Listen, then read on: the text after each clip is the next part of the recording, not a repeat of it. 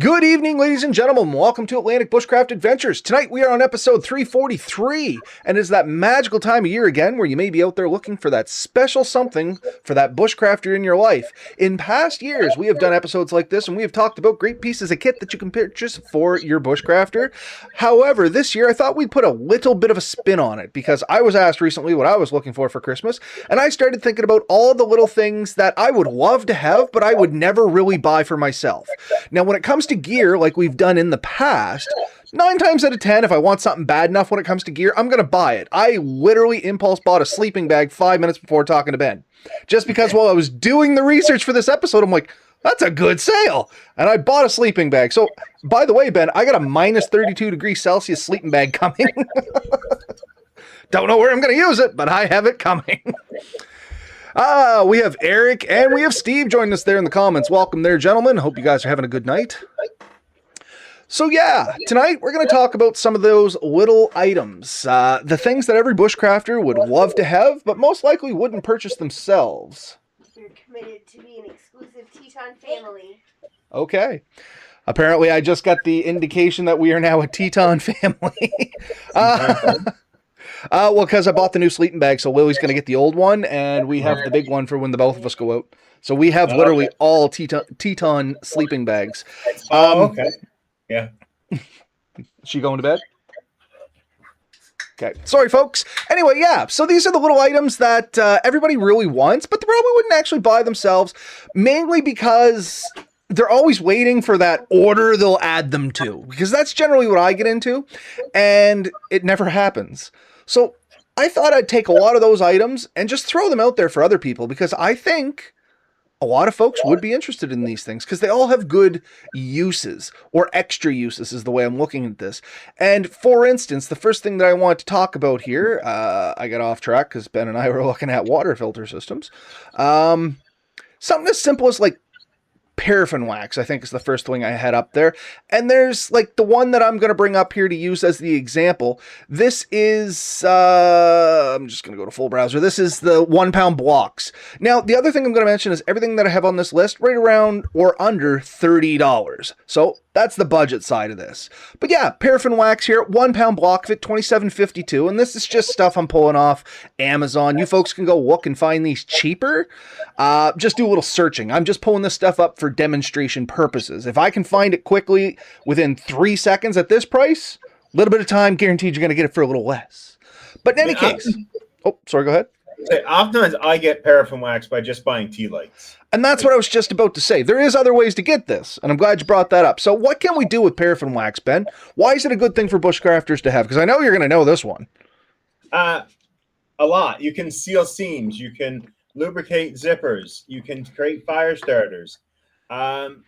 You can waterproof material. So overall, so if I have a seam that's leaking, I can rub my paraffin wax or my tea light along that seam, and it'll oftentimes seal up the threads and fibers on that seam, especially if it's a natural material. And so that's often it. If you get a zipper that's kind of sticking and not working right, run that wax up and down over it, and it'll move much smoother. It'll add this long-lasting lubrication to it. And then, honestly, I've been in places where it's hard to start a fire. Take some twigs, light up your tea light, just leave it there with your twigs on top. It'll catch. Like you got like an hour for that thing to light. So it really does last. It really works. So those are my favorite quick things, but it's also a light. It doesn't take much. If you have a tin can, you can open up the side, throw it in there. You got a nice little lantern with a reflector built in. They're super quick, super convenient, super easy to use. 100%. So that's the kind of ideas we're throwing out here. And I know right now, as foolish as it sounds, if somebody was to be like, here's a bag of like 30 tea lights, I'm not going to be the guy that's like, oh, what am I going to do with this? My head will be overflowing with, holy crap, I can do so much stuff I've meant to do for so long. Because it's one of those things. Always need it, never buy it. And you can melt them down and make fire starters, like better fire starters. You only need a little bit of birch bark or sawdust or scraps of paper. You know, if you have a shredder, a paper shredder, that's awesome. Even if you're in an office where they have a whole bunch of those 3-hole punches, and you empty the trays out of there, you can mix that in there. Just something to add to the fuel. And honestly, it can make a really good fire starter And so I usually keep a few fire starters, makeup pads with the wax from one of those melted in. That's how I start my solo stove with pellets. You just take a couple of those, rip them in half, put them in, I usually put about 4 in. Next thing you know, the whole thing's lit and running great. So wax is just really useful for that stuff. I always keep a few. I throw a few in each of my pockets in my backpack or in the car. There's a couple in the side panels. There's some in my first aid kit. So if I ever need them, they're there. And it's one of those things you can't have too much. And they don't weigh that much, so they don't take up any room. So you throw them in a few spots in case an emergency happens. It's quickly, readily available. No, 100%. And I'm laughing because I actually use them for making fire starters too. For the wood stove, milk carton, or not a milk carton, egg carton. Fill it with lint or paper, like you said, from the paper shredder. Melt this stuff down, pour it over. Once it hardens, you break them into individual cubes, fluff it up a little bit. They last for like 30 minutes. Oh, yeah. Yeah, no, it's great. It's a great system. So, yeah, I mean, paraffin wax, you can buy it solid. You can buy it in pellets, like little beads. Or you just buy the candles. And also, if somebody's just throwing out a bunch of old candles that they're not using, that's a great source of wax too, right? You can mix a bit of beeswax in it. That makes them a little bit softer. The fragrance is a little bit better. Some people say there's some health benefits to it. But yeah, you can always come up with your own mix for certain things too. But yeah. Well, speaking of beeswax, you mentioned it. It was the other one that was on my list here. Pulling that up so people can see it. Literally beeswax. Once again, this is 144 grams, 5 ounces, 100% pure beeswax, $14. You know what I mean? You can get it in bulk, any size you want there. But once again, beeswax, one of those things. I've been meaning to buy beeswax for about 3 years now for different projects. Water sealing, making candles is the big one I want for our little UFO lights. I want to try making my own beeswax candles for it. So well, I've heard that. I've looked at it. They're sold out right now, but there's an oil kit you can get to replace the candle in those. Interesting. I haven't seen those yet. Send me a link after we're done. Anyway, I do got a lot on the list, so I'm going to roll through some of these fairly quick because I know we're at 7 minutes already, and we just scratched the surface. So rolling right along, the next item I have that most bushcrafters are going to appreciate is literally just mineral oil, or more specifically, food-grade mineral oil. You can use this, I think its intended purposes for sealing cutting boards. However, if anybody carves spoons, this can seal them. You can use it on the handle of some of your wooden stuff to seal it in. It's a wood treatment. You know what I mean? And I'm sure it has other uses, Ben. What's some other things we can do with mineral oil? You can start a fire with it. Absolutely.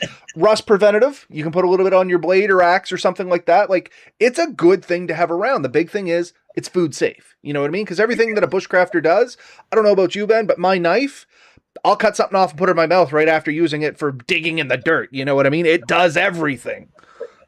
You can definitely mix it with wax too to sort of make the other things we talked about work a little bit better. So it becomes more of a gel-like as consistency. So when you're preserving wood, it produces a better finish for some stuff. There's other oils you can use too for similar effects. So it's worth playing with it. Mineral is definitely a pretty food safe one. I've also used in similar places, what do you call it? Olive oil, different types of cooking oils, and even coconut oil. I mean, it's more solid at certain temperatures, but it gets liquid at, a pretty low temperature. I don't know, it's somewhere around 20 degrees. It switches back and forth. So in the summer, it's usually liquid. In the winter, it's cold. It's colder. It's hard to use, right? No, absolutely. The only devil's advocate thing I'd play on that is any organic oils. And I'm a big fan of coconut oil for a lot of the stuff I do. Just watch, it can go rancid. I've had really good luck with it stabilizing and not having much problem with it in between applications, but it is something to be aware of. You're going to slap some on a piece of leather and throw it in your bag or something, might go rancid after a little while. Bunch of people joined us here tonight. Thanks for joining us there, folks. We got Eric, we have Steve, Danny, we got Fish coming back, and Matt. I haven't talked to you in a while there, buddy. Thanks for joining us again. Yeah, so anyway, once again, we're going to run down this list fairly quick and dirty. Next one that I have on here, Every bushcrafter should have some of this, some jute twine. But once again, it's one of those things everybody says, oh, I'll get some jute twine next time. Or they look it up on Amazon. It's like, oh, it's $8. I'll throw that in with my next order. Guess what you never remember to throw in with your next order? Jute twine. $8, 600 feet. Yeah. Jute twine is great. I have some of it. Actually, any type of small cordage. Most bushcrafters have a variety of types of cordage. The beauty of jute twine being a very natural fiber, it burns a little bit better. It can be easily mixed with your candles to make it more waterproof, and actually it'll stick a bit better. So when you tie a knot, if it's been slightly waxed, it'll actually stay bound really well.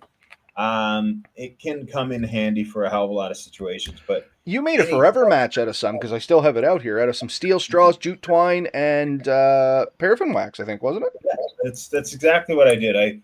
I liquefied enough paraffin wax to and then soaked it in. It takes a little bit, like it doesn't really absorb it as quick as you would think it would.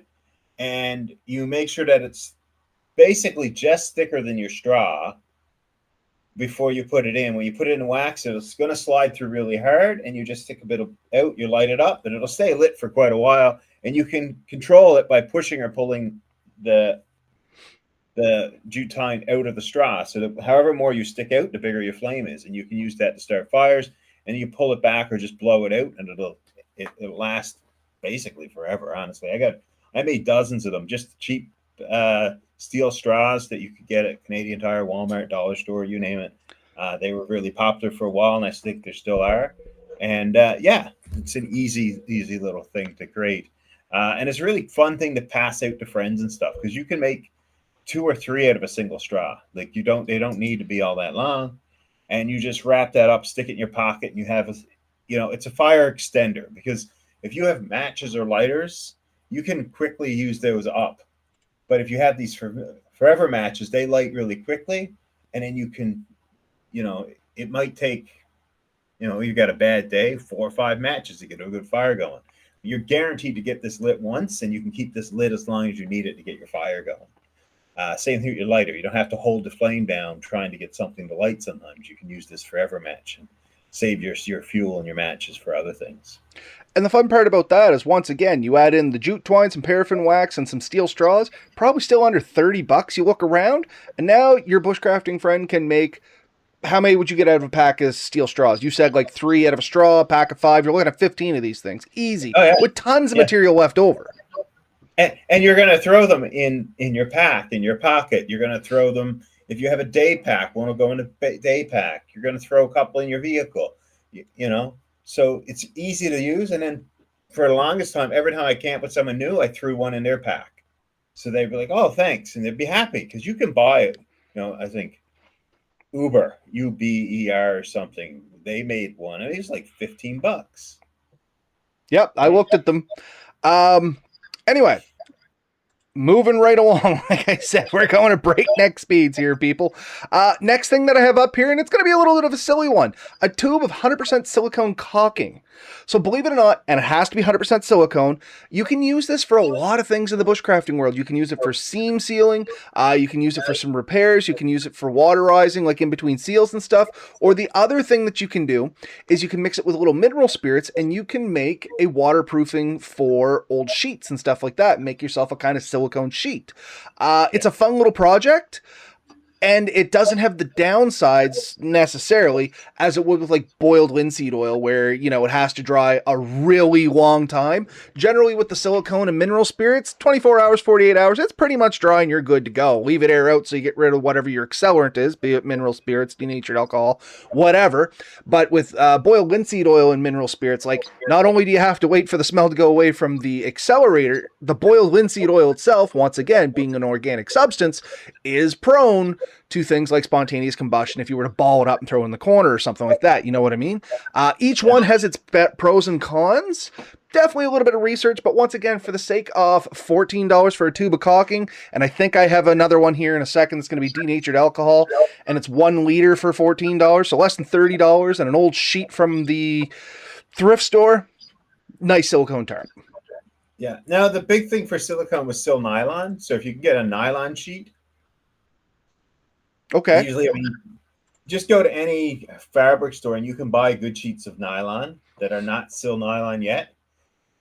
And you're paying $5-10 a yard at most, but you only need a few yards to make a really good tarp. And if you can sew, you can make custom built, your size, your shape, sil nylon. Just hem in the sides if you want. That's it. If you want to join two pieces, put a ridge line down on it, throw a couple of loops.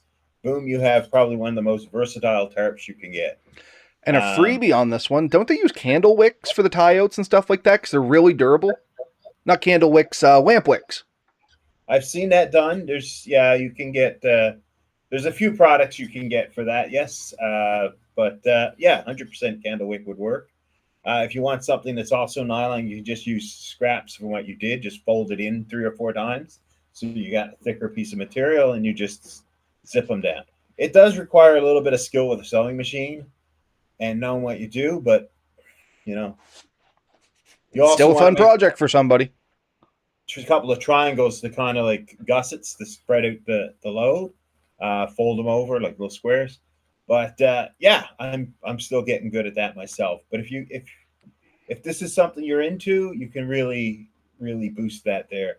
I mean, you can pretty well waterproof anything. You can also use it for repair of this existing kit. So if you already have a sil nylon thing and there's a hole, you can take a small nylon patch, put it on there, just squeeze that silicone into it, all the way around, and you can create a patch that'll last pretty well as long as the blanket or the sheet, right? 100%. And we did talk about denatured alcohol there, so flipping that up once again, $12.96. I'm looking through this through a tiny screen, so you got to bear with me. At $12.86 for basically a liter of the stuff. Now, denatured alcohol once again can be used as an accelerant or a drying agent in one of those projects, or more specifically, alcohol stoves. Yeah. Every bushcrafter that has a penny stove, and any bushcrafter should have tried to make a penny stove by this point because they're fun, easy, and cheap. Denatured alcohol is what these things thrive on.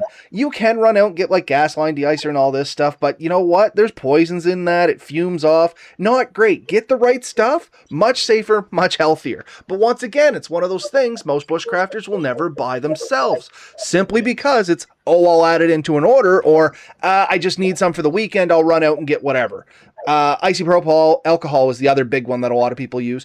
And though it does work good, the denatured alcohol seems to work better. In all honesty, I find I get better burns, more consistent, and better heat out of it. Yeah, for sure. A few things to keep in mind with that is if it gets on your hands, it evaporates pretty quickly, can make you pretty cold. Try not to handle it bare flesh too much still, because it can absorb through your skin a little bit, and it's not necessarily great for your hands. Other than that, like you said, it is flammable, great for those alcohol stoves. I think generally the containers they come in are relatively large. If you can get some smaller containers to divvy it in, most bushcrafters love small containers too.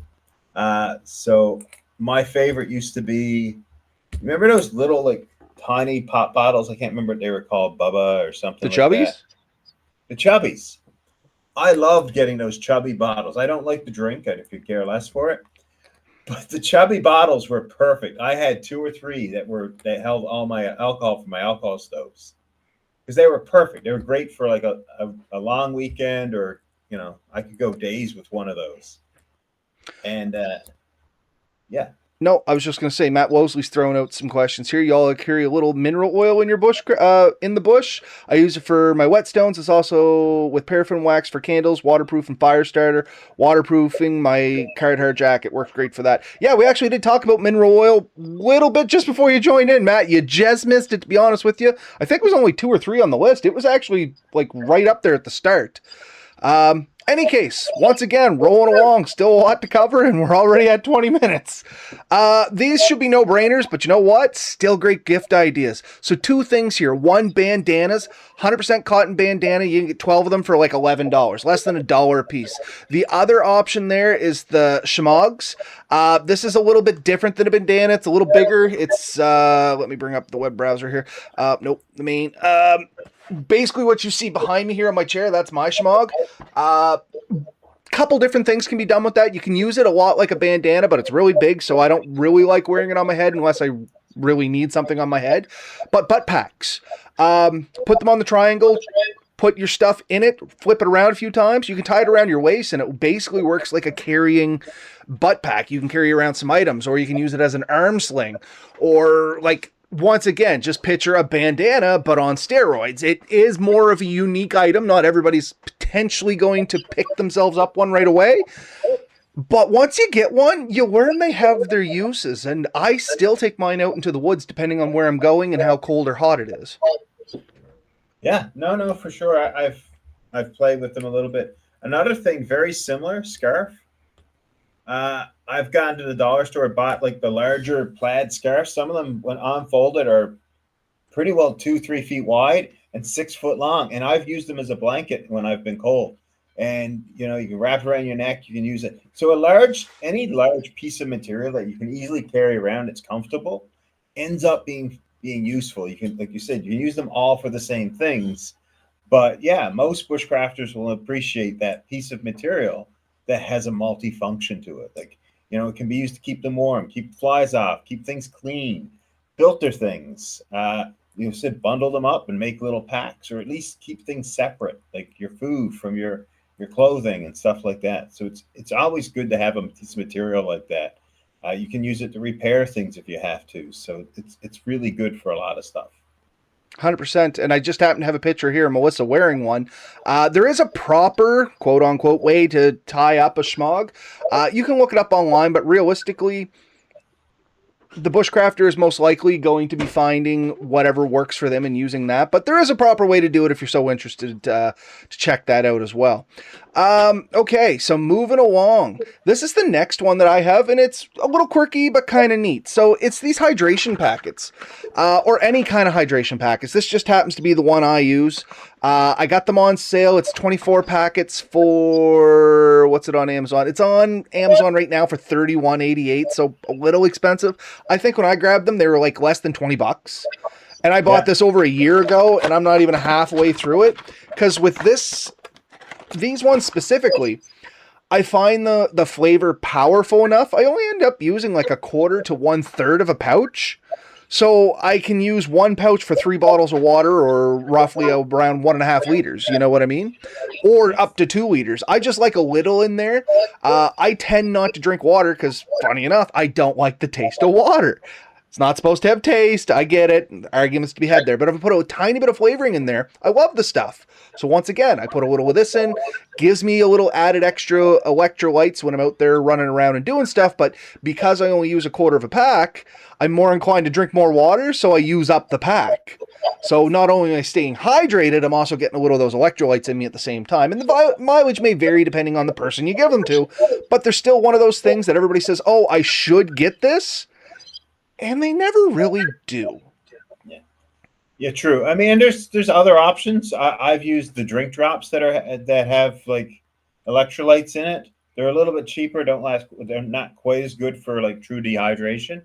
I think if you come across someone who's actually dehydrated, you might even be using 2 of those tablets, is I think what they recommend. So, but if you're not dehydrated, you're trying to prevent it or just maintain, you only want a little bit because you're just trying to prevent that. So those are really good, actually. And again, it's something that should be in your pack for various reasons. And yeah, people tend to not think about it. So it's a really good one. I am just now noticing that your little border around your picture says Ben and Jim, because I never updated it from last week. I'll do that here in a second. Anyway, continuing to run down the list at breakneck speeds here, because I do realize we're getting long and I don't want this to go too long because we lose people after that. Next one up, nice and easy, Bic lighters. I found these ones on Amazon. Frankly, I think the price is ridiculous. There's 2, 4, 6, 7 lighters, or 6 lighters, I guess. There's 7 in the picture, but it says 6. Anyway, for like $13 and $5 shipping, I get these from Canadian Tire, like a pack of 5 for around, what, $6? Yeah. But I can tell you right now, not one bushcrafter is going to say, no, I don't need a lighter. No, and I agree. Like, again, same thing. I throw these everywhere. And a little while ago, I was actually found out that like we were out for a while, and there's none in my vehicle right now. Like it was kind of upsetting. So it does happen sometimes. They get used, they disappear. They do tend to like accumulate in spots and then disappear for a while. So every bushcrafter liked them. Actually, the regular size is really good, but if you come across the minis, I guarantee you bushcrafters love the minis. They stick them everywhere. Well, that's it. Like, if you look at my bag, I bet you there's no less than 5 lighters in there. If you look in around my bed, I don't know how many lighters I get in and around my little nightstand. Like, every time at the end of the day, I usually have like a pocket knife and a lighter in my pocket. 9 times out of 10, top drawer comes open, it gets dropped in, I set my knife on the top. Next morning, I'll grab the knife, forget where I put the lighter, and I'll pick another one up on my way somewhere. So, yeah, lighters are really good. They don't have to be big, but we do recommend them. We are not sponsored, though. No, not at all. A solid, usable lighter is always important. We've all played around with the different options, and I have like the plasma lighters. They're really cool. There's, they're rechargeable, things like that. But yeah, just a regular fueled Bic is great. I got Zippos. I love my Zippos, but honestly, they drain over time. You can get ones that are refillable. I think I have 1 or 2 laying around. I like those too, with the gas instead of the liquid fuel. The fluid, yep. You can get a plasma one too now. Yeah, I was gonna say I'm on the fence with the plasma one. It's just something else I got to charge. You know what I mean? No, for sure. What's that? For sure, I much prefer. I know people say these wear out, but I've lost most of mine long before I ran out of fuel. Now when it comes to the cheapy ones, like, I do have a preference between like the rounder or oval shaped versus the square shape. And I'm not talking about like the Cricut one that Ben has over there where it has like the little push to spark. I'm talking like the ones that actually have the roller flint in them. I like the oval ones better simply because it has a better trigger on it.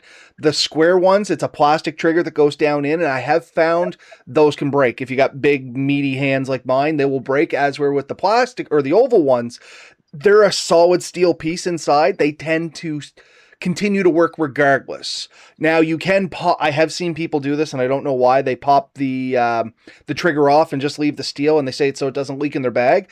But I like to leave the red part on simply because, and we've talked about this in the past, if you were to have cold, numb hands, you can strike a lighter with very little dexterity, providing that the trigger is there and working properly. Do you know, just if anyone has the Fiskars, I think Gerber makes the same one, the Fiskars axe, you know where I'm going, right? Yep, I have one somewhere. I think it's out by the stove because I used it for splitting kindling. You talk, I'll be right back. These fit perfectly in the handle. And if you just take a string and throw in with them, up ahead, you can pull them back out using that string. Just tie them around a piece of material or something. But yeah, I usually keep one hidden in my Fiskars axe. I don't always take the Fiskars axe, but when I do, it definitely goes into it. So I have arrived. All right. So Fiskars hatchet in this case, but yeah. Anyway, they come with a hollow handle. There you go. Fits inside. This one you would have to pack something in it to wedge it a little bit, but you can, and it works well. Yeah, I've taken a piece of paracord and slid up the side. That's usually enough to, and you put a knot or something on the other end, so when you push it in, it'll stay there, and you just pull on the string and it'll pull out. Yeah, because there is not a lot of room in there with that. That does not rattle much. Where's my mic? Like, that's very little play. They designed it for that. I don't know. I have no proof, but it's eerily the same size. So, but yeah, no, lighters are really good. What's next on your list? Next thing I have, this is kind of quirky, but fun. So this here is a foldable canvas belt pouch. They're only $10, and frankly, I use mine all the time. And I actually have one here in my hand. I did pull the one up on there on Amazon so people could see it, but it's this thing here for $10. Goes on your belt. Got a belt loop on the back. Does have snaps, so you don't actually have to remove your belt to put it on, which I thought was nice. And then the thing I like is you just pull up, that flips up, this all falls down, and it's literally just like a dump pouch. This one's been treated with some sort of oil. So, I mean, it's not water tight, but it is water resistant. And yeah, I carry this on my pouch, and just sometimes if you're gathering like a fire starter, honestly, I've opened it and just stashed my gloves and stuff in it. Like it Yeah. gets used a lot for just random things. It was one of those things I bought on an impulse and ended up just absolutely falling in love with. Yeah, I've looked at them for years. I still haven't bought myself one. It's $10, Ben. I'll buy you one for Christmas and send it to you. Okay, but yeah, no, I do look at them all the time. I think they're quite neat. It is a really good idea, and it comes in handy. Blueberry picking up firewood, like you said. Um, if you're fishing, you can use it to throw a few things in there, like whatever you need it for. It's very handy for sure. Yeah, Anything and else? like I said, under $10. Just a nice, neat, quirky thing that, as you can tell, the average bushcrafter won't pick them up for themselves. Next one on the list, we've talked about this in the past before, and if you can find them on sale, it's a great buy. The little hydrolights. So they're the water-operated flashlights, and like I said, we've talked about them in the past. I won't beat a dead horse with this, but it comes, I don't actually have one out anymore because I gave the one behind me away because somebody wanted it. So there you go. Anyway, they come in little individual sealed packs. They're airtight. You just throw the whole pack in your bag. When you need it, you can just dunk it in some water and away you go. And it doesn't have to be like clean drinking water. You find a puddle or anything, it will work. They will work on urine. I sent one to somebody and they swear they tested it. So I have not tested it, but I know somebody that says they have. So honestly, any light, any flashlight, especially ones that go on keychains that you hook in small places, those are really good. They fit in any pocket. So any type of light, a bushcrafter often needs it. If you're out in the dark and a readily accessible light that they can use that lasts, that produces good quality light, is usually a welcome sight. I know we've pushed Olight in the past, but there's plenty of companies that make really good. Yeah. I was just about to say, I got one of these on every set of keys. And once again, we're not married to Olight, just happens to be the ones that we have because they're good quality light.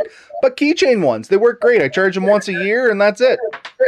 I got to know, I can't remember the brand, but when you pull them off, the keychain, they automatically light up. It was True Light or something Nice. like that.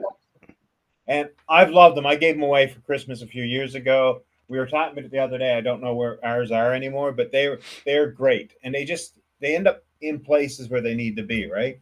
When you're walking the dog, we had them stuck to the leash when you're out. And one of them, I think when we pulled it out, it had a tube. So there's a little lantern, and then you pushed it in and it had a little spotlight. So it's really good. Any good light is going to be well appreciated by somebody spending time in the woods. It's hard to go wrong with a decent flashlight. 100%.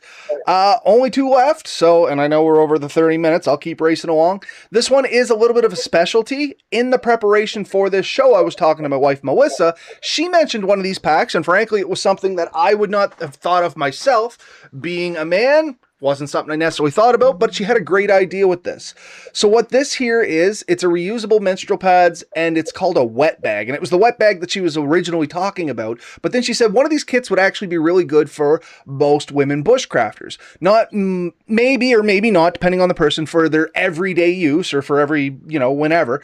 But just to throw at the bottom of the bag. And it's always there in case, whatever reason. I know the instance she brought up was a lot of ladies use birth control pills to regulate themselves. That doesn't always work out. You know what I mean? So sometimes it's just like, wasn't expecting this. At least there's something there. It's better than nothing. And it'll get you out of a bind. Once again, only $23.99. And you know what? There's probably lots of people out there that would use them every time.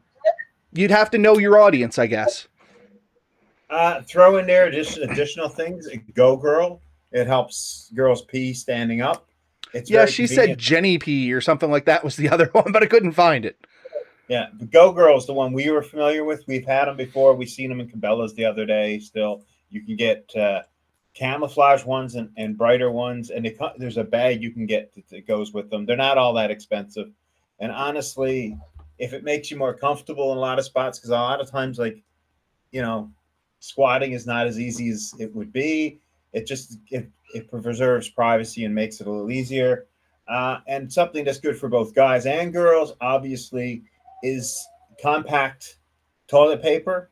Like if you can get the more dense rolls, Or one of my absolute favorites is wet naps. Any type of wet nap, honestly, that you can use to clean yourself, your hands, your face, your privates, wherever you need. Just get it's I always have at least one pack of wet naps in my gear. I was gonna say I don't have wet naps specifically. What I ended up getting was baby wipes. When Lily was a baby, we used to buy the cases of baby wipes from Walmart for like $16, and you would get 6 of these massive boxes in it, right?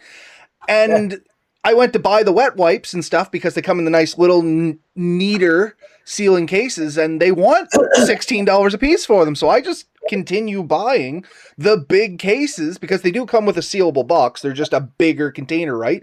Throw one in the truck, one in the ATV. There's one under the seat of the motorcycle, put in Ziploc bags. There's one in the back of Mel's car. We just keep them at the accessible points, and we've used them for literally, we've showered with these things. You get out in the woods and the water source that was supposed to be there perhaps isn't, or it isn't what you thought it was. You can tidy yourself up with these things good enough.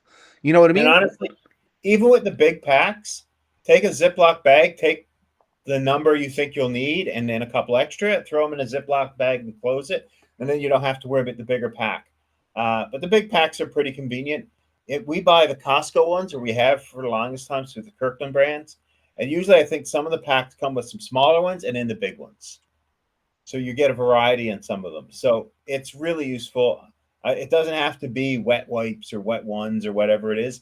Any type of these, wet napkins that come in a sealed package with a cover on it, they're awesome. Listen, I'm not ashamed to say, before I started doing this, any restaurant, well, once upon a time, you used to be able to get the KFC packages, came with a fork, a napkin, a wet nap, salt and pepper. I don't know how many of those I took from KFC that weren't for eating my food that I had bought. They were ready kits that you could throw in your bag. Gave you a fork, gave you a napkin if you needed it, and gave you a wet wipe. It was great stuff. No, it's a great thing. You can throw a couple everywhere, and it's always an emergency kit, honestly.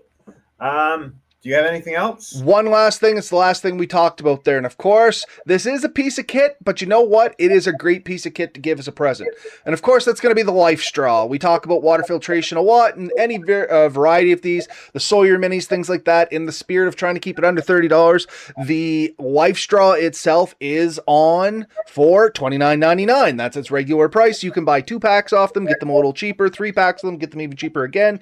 There is a couple companies that knock these off, and I think they're just as good.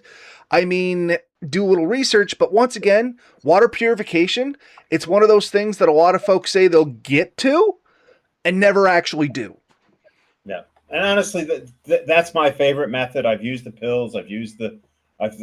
People used to suggest take a little bit of bleach and just a couple of drops. That's fine. It works. You can boil. I still try to boil when I can, but honestly, it's not always feasible. A good filtration system is hard to beat. It is worth spending a bit of money on. So I highly recommend that. If that's all you have, I have one thing I'd like to throw out. You ever? And that's repair kits in general. And this could be for air mattresses and stuff like that, for tent material, or even just a sewing kit. Any type of quick repair kits like that, you can pick them up usually for $5-10 or more. Tenacious Tape makes really good, cool little sets. But any of these repair kits that you can get for rubber, for vinyl, for nylon, you can get these kits. And bushcrafters will end up using them for their bags. I have a waterproof bag that's all radio welded, sealed. There's no stitching in it. But if I ever punctured a hole in it, I'd want to repair it. A rubber patch kit would easily repair that. If you're out with an air mattress and it's leaking at night, you can find that leak, a little bit of that, even a little touch of crazy I'm going to glue. get something. We had a question in the comments. I'm just going to get it. You keep talking. Yeah. So crazy glue. Go to the dollar store, buy the little bottles with 4 or 5 things of crazy glue. Take a couple pieces of fabric and stick in there. You can repair most things with that really quickly, and at least it'll get you out of there. Other potential things is safety pins. You can use safety pins to repair a piece of fabric or clothing, replace a button or something really quickly, or substitute in place of a button until you can do a proper repair.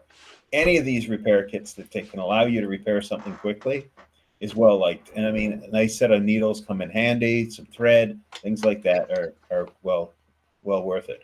What do you have? Okay, so Pace Driver joined us in the comments, asked, curious if the canvas pack would hold a military-style canteen and cup, and if the snaps are strong enough. So funny enough, military-style canteen, and I assume that you were talking like the GI cup there, Pace Driver, if you're still listening, like this sucker here. So,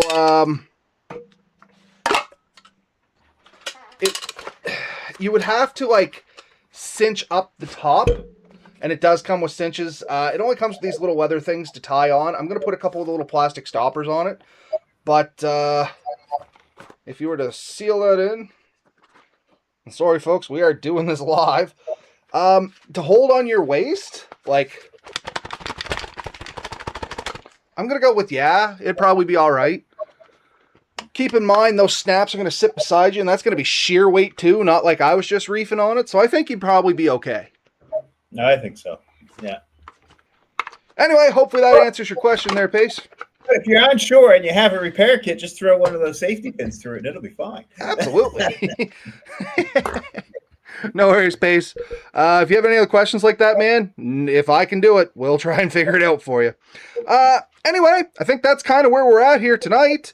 Any final thoughts there, Ben?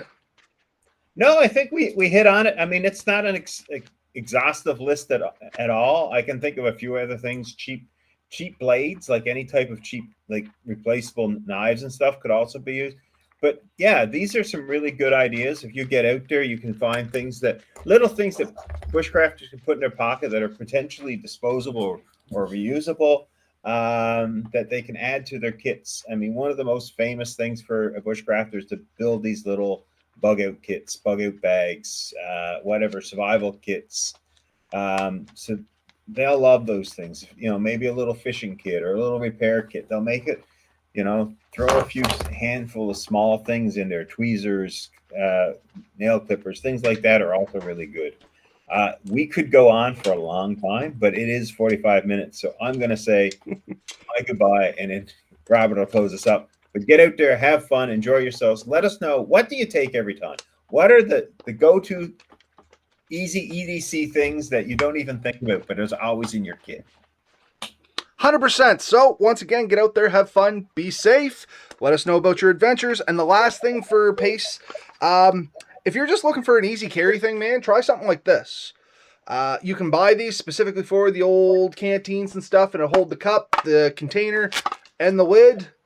I really like this. I just carry it as a shoulder strap. Maybe food for thought. Anyway, have a good night, folks. We'll talk to you all next week. Night all.